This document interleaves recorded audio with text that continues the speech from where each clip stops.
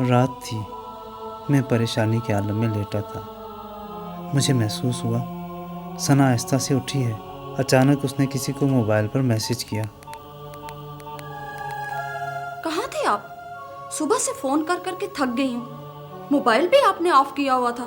क्या हो गया है कल परसों से आपके मूड को?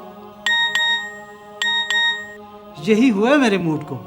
इसी की वजह से मैं घर से दूर हो गया हूँ। चैन छीन लिया इसने मेरा। कौन है ये? कौन?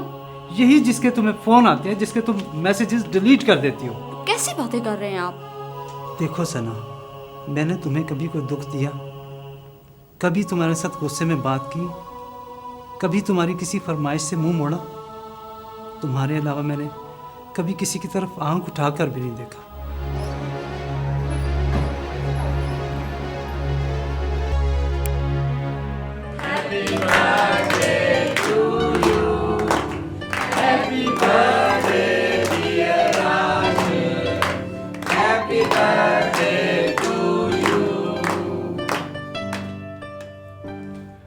Rashid, happy birthday.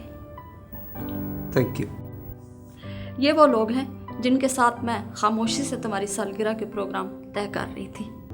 मैंने बिला वजह इतनी अच्छी और वफादार बीवी पर शक करके इसका दिल दुखाया। मुझे पहले इससे बात कर लेनी चाहिए थी ताकि ये गलतफहमी पैदा ही ना होती।